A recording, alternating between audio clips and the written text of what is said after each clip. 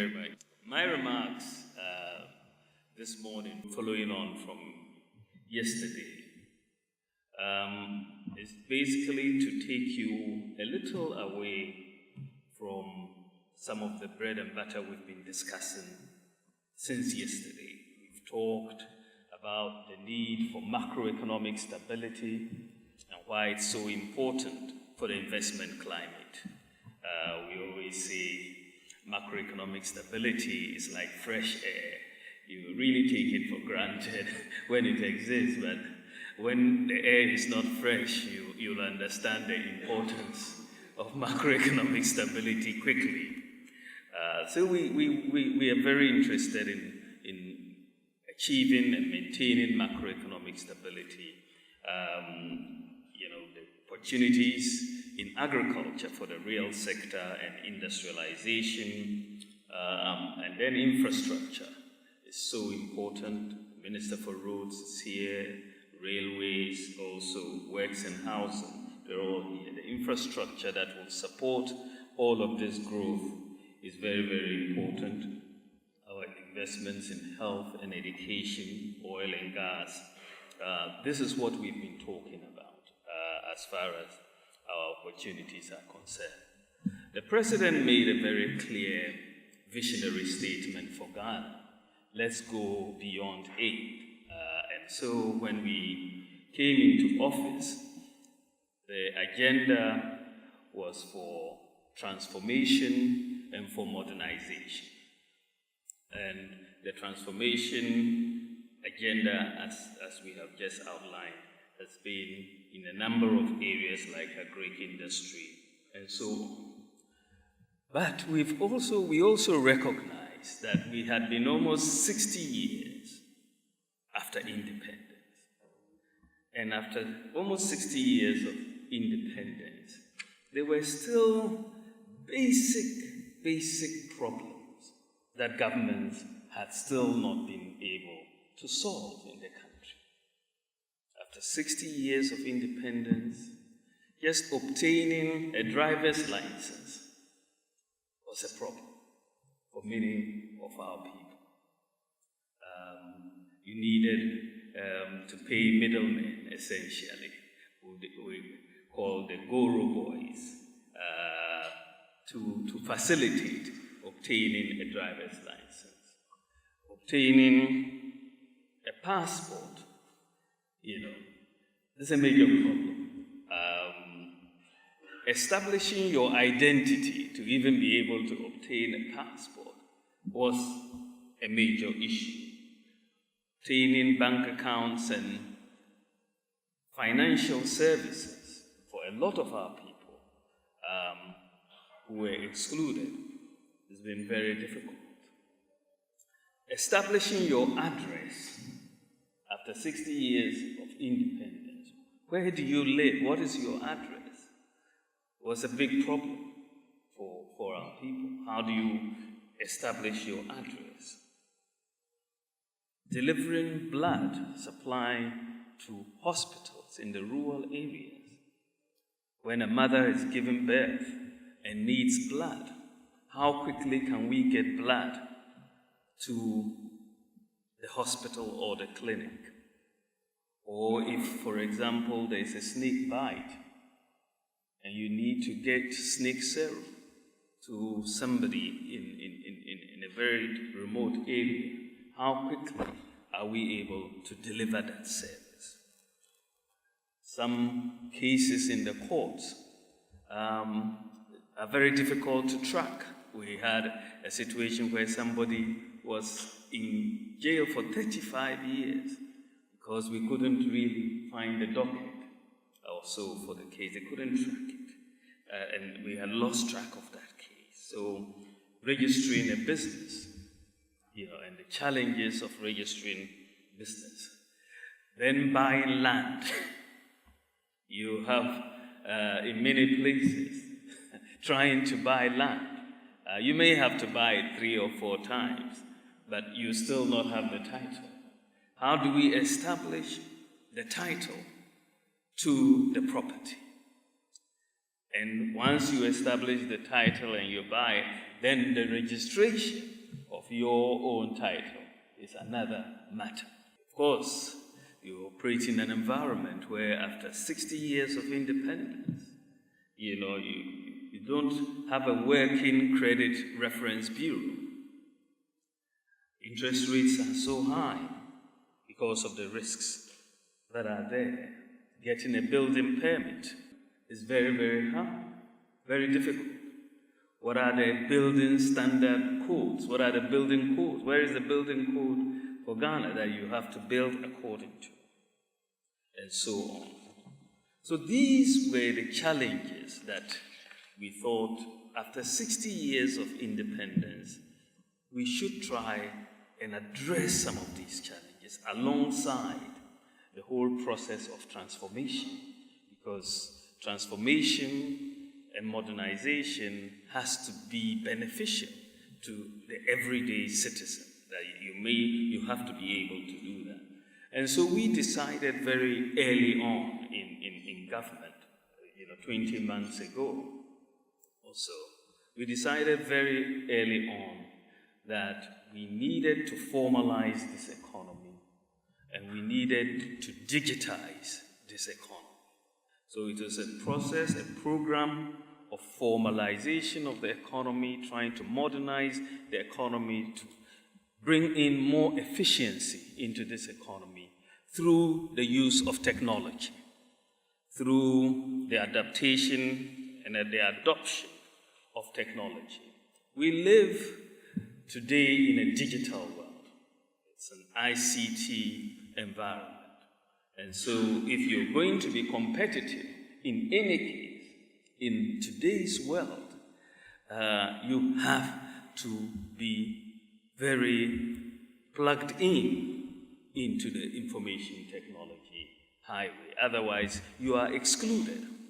And so we have begun a number of activities, a number of implementation of policies that seeks to bring Ghana into the digital world. And in that context, to modernize the country and to support the growth process and the modernization process. Because as you come in to invest in Ghana, you have to have a clear sense of the type of economy that you are investing in and what sort of future this economy is going to portend. And so we've got a number of policies that we're going. Ghana, as we said, for over 60 years of independence, we did not have a national ID card that will provide a unique identity for every person living in Ghana. I know the UK, you have your own challenges with ID cards and so on. But at least you have a national insurance card, which uniquely identifies everybody. Everybody has a unique ID number. In the US, it's the Social Security number. But we did not have that in Ghana. And it's very, very difficult to manage any modern economy if you cannot uniquely identify the inhabitants of this economy. And so we have passed the law in 2008 to establish a national ID card with unique, biometrically based, both your fingerprints and your iris are taken for this card. And after over a year in office, we've started the process of issuing this national ID card. It will provide perfect identity, a unique identity, because your fingerprints and your iris are taken, and nobody else can have the same fingerprints. You wouldn't have to deal with ghost workers, because ghosts don't have fingerprints. So we will make sure that everybody is uniquely identified. And that card, because it's the embedded chip, will streamline a lot of information about an individual, your birth date, your address, your criminal history, and all of that. I mean, it will streamline a lot of information about an individual. It will, of course, prevent identity theft, and it will provide data Professor Jambafo will be happy with this, because provide data for planning in any country. It will help us deal with corruption, and it will enhance service delivery to the poor. So for us, I think that this is critical soft infrastructure for the country. As I've said, the mass issuance for the national ID card will start next month. We've been doing institutional issuance so far. But it's such a critical piece of infrastructure, soft infrastructure, that we believe is long overdue for this country. After 61 years or so of independence, it's really time for this piece of infrastructure to be put in place. The second area that we've worked on is the addressing system. It's just very difficult that you need a functioning address system to manage any modern economy. And we didn't have one. And we looked back 20 months ago to say, okay, how do we really get a functioning address system for Ghana that is usable and accessible and all of that? We decided to do a digital property addressing system. So a digital property addressing system basically relies on the fact that every position on Earth has a unique GPS code, right? Every position on Earth. And so you leverage on that technology and design an address system for the country. And that has given us an address system for Ghana, which means that every 5 by 5 square meter of land or water in Ghana, as of today, has a unique address, so that it works on your mobile application. It's available online as well as offline for people who use it where you don't have network services, and works like your sat-nav, so with your application, you can find anybody anywhere in Ghana today once they give you the digital address, and it's very, very important. You can just imagine trying to develop an economy without a working address system. I always tell my friends, either in the US or the UK or wherever, just imagine in the UK, you woke up one morning and all the addresses in the UK disappeared. Nobody can find an address. All the addresses are gone. That would be a nightmare. That would really be a nightmare, because it's just difficult to see how you can even deliver flowers or pizza or whatever. Finding the address in terms of its impact on GDP is very, very underestimated. And so we believe that this is going to really have a major impact down the road when it's in full usage. As it is now, the post office system has been rejuvenated because of this digital address, and they are doing deliveries with this digital address now. E-commerce, now you can say to somebody, and I've had experience of this is my digital address, and this can be delivered, this order I've made can be delivered to my digital address, and it is delivered exactly to your digital address, and I think it will help so much, and therefore everybody in Ghana now can have or has a digital address, and the process of actually putting these addresses on buildings has started, and we want to find a way of actually speeding up this particular process of putting the addresses, the plates for each building, and we think there's an opportunity maybe for the telcos or whatever to figure out how to help do it. There's a money-making opportunity there. Hint, hint, Now we have the whole issue of driver's licenses.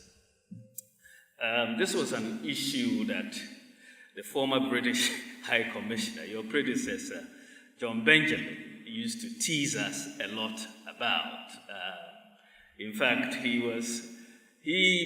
made the mistake of going to the driver's licensing authority to get his driver's license without identifying himself as the British High Commissioner.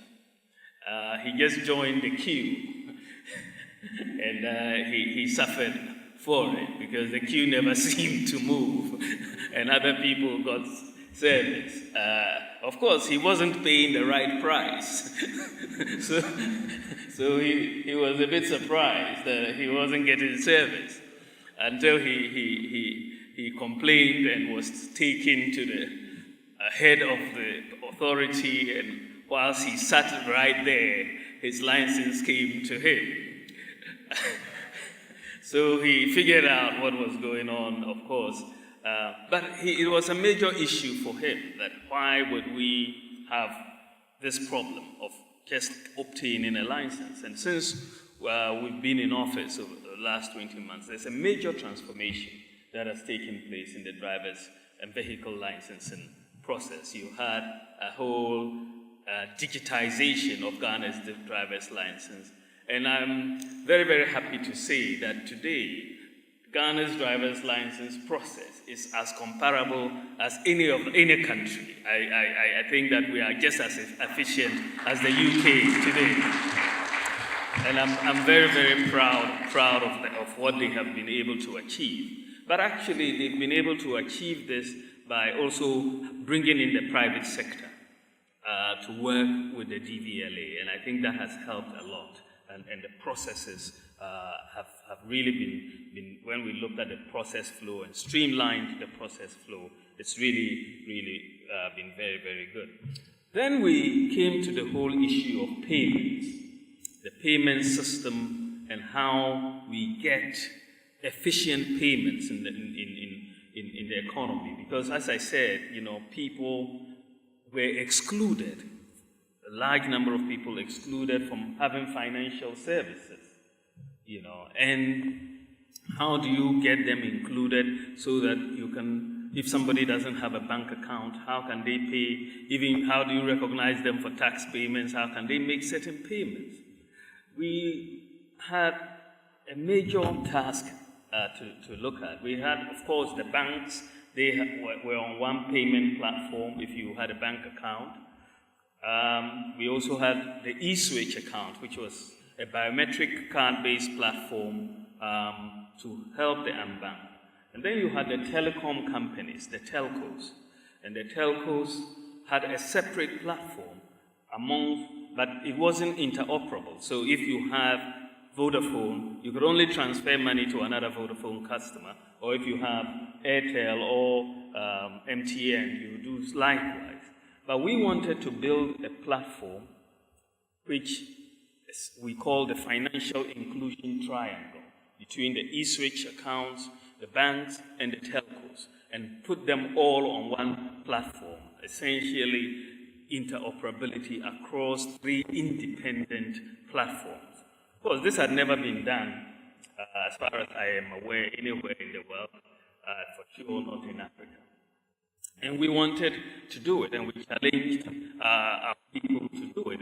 It wasn't easy, but I am happy that it has been done.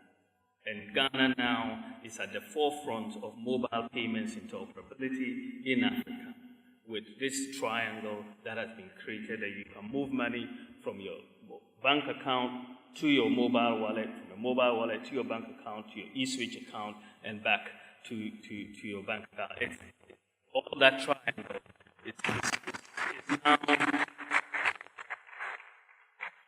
working, and we are going to use this platform to move towards a cash-light economy, because it's not just having this mobile payments interoperability for its own sake.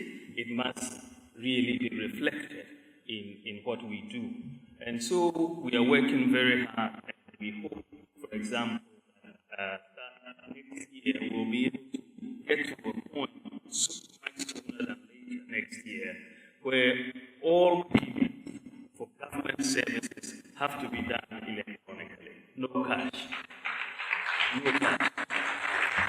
Because you have the infrastructure. You can either pay by mobile payments if you don't have a bank account, or if you have an eSwitch account, you can use that.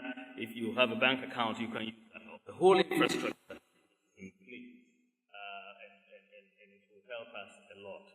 We are also moving very quickly on the whole issue of digitization of land, the property market, land registry.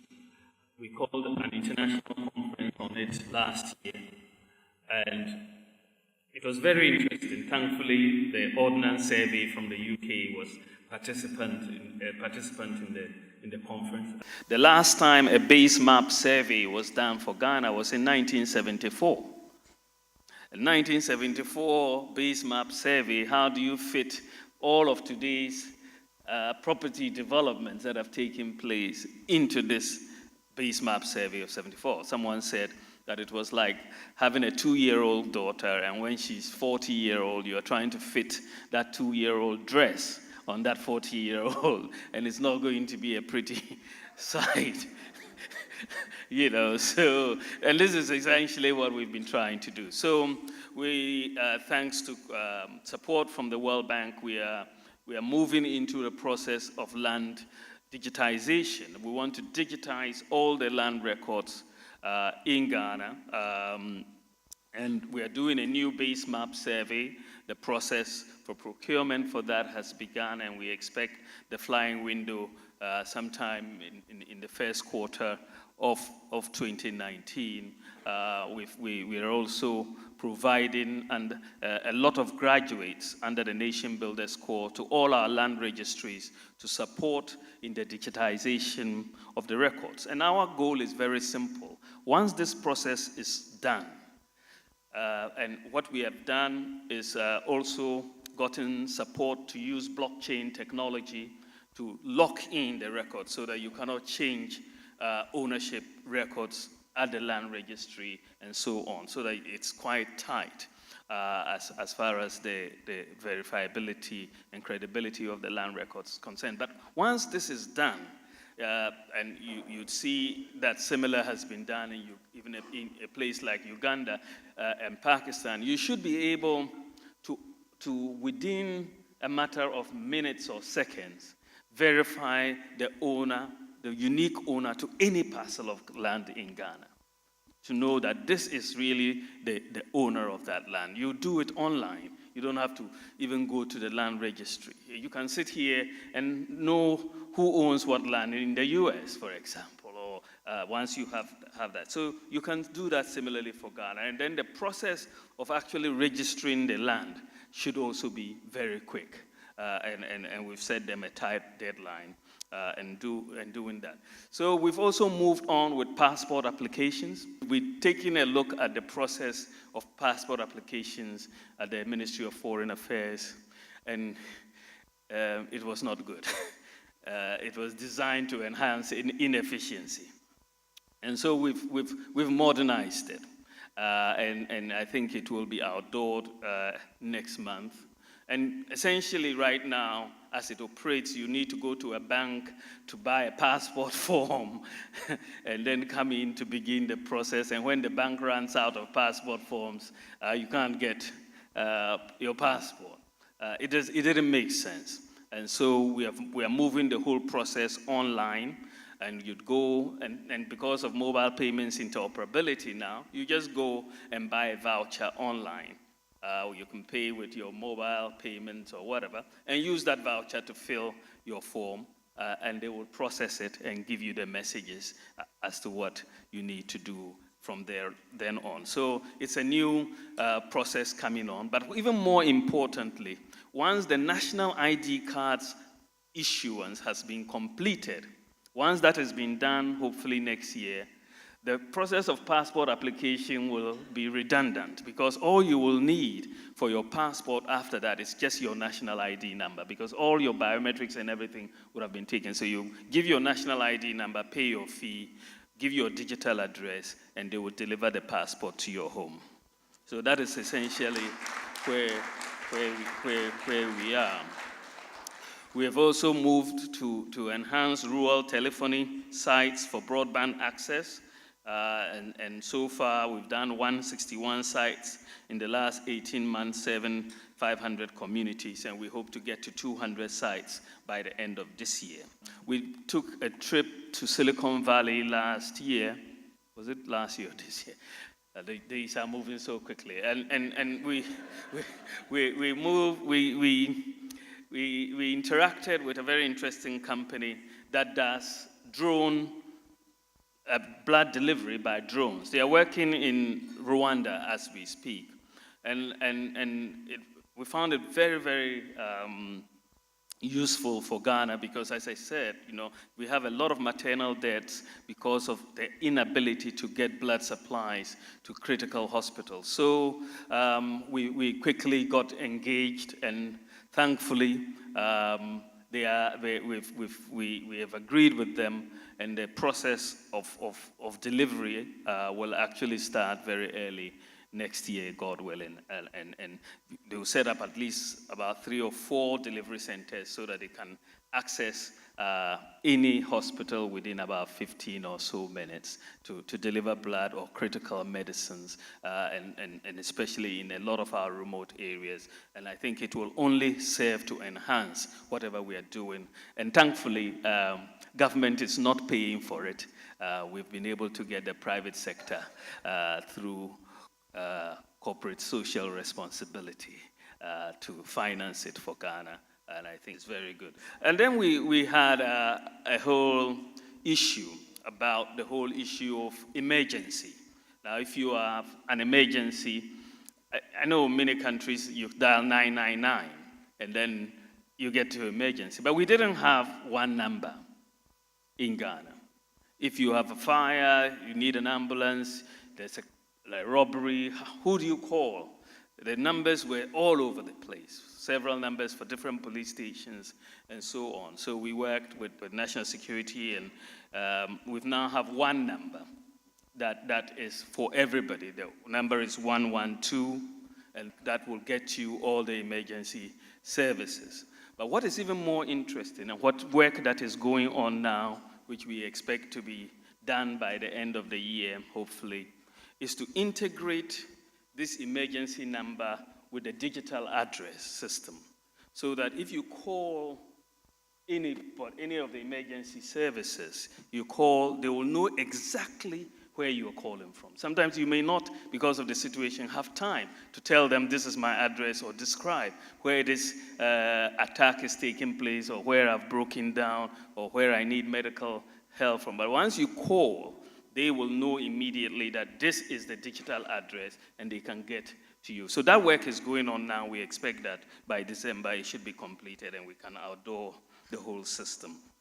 So we have that going on, worked for e-case tracking in the court system, e-procurement, building permits, the building code, the Ghana Standards Authority, CSR, and so on. I've put together for the first time, really, a comprehensive building code, which we will outdoor by the end of this month, right? 31st October, yeah. We will outdoor, and we are still trying to make sure that it's available online.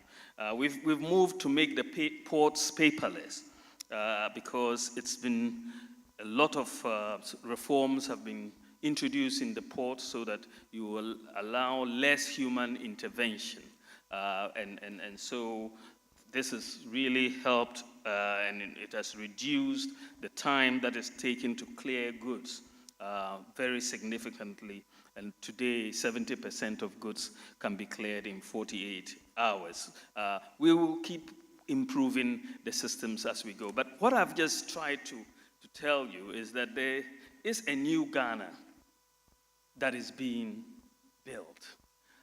Beyond what we talk about, and our ministers will talk about the infrastructure, the agriculture, and so on, the railways. Yes, the railways is one of my most exciting areas, and I'm always happy to see the railway minister because he's doing such a great job in his area. The roads area, the minister for roads is doing an exciting job, But apart from all of these things, we are also trying to modernize Ghana at the same time. It's only been 20 months, by the way, and we're trying to do things we haven't done in 61 years. We have to be patient to get these things done. Once they are all done, we will begin, through the network externalities, we will begin to see how all of these things fit together for the good of this country, so that, very soon we'll launch this e-education thing whereby we are recording from the best schools the lessons, right? The lessons in the school, so that you can have a whole curriculum put on the internet, with video to support from the best teachers. So regardless of where you are in Ghana, you should be able to access that information. And if your teacher is not particularly good, you may access information from the best teachers in some of the schools. and so you should not be left behind, so to speak, all right? So teachers will benefit from it, students will benefit from it, but we're working and we'll work with the telcos such that students who access the site will not get charged for data. That's what we are hoping, so that we can have that available. So with the modernization that we are doing, the transformation that we are doing, is to support this vision of a Ghana beyond aid, because the world now is about data. And someone said to me that today data may be more valuable than oil. That is what we have to understand. That if you have data, you can manage your economy in a way and generate so much income, so much efficiency, so much productivity that oil in the ground may not be able to do for you. And this is the Ghana that we are trying to build, that the President, Nana Addo Dankwa Akufo-Addo, is trying to get us to. Thank you very much for your attention.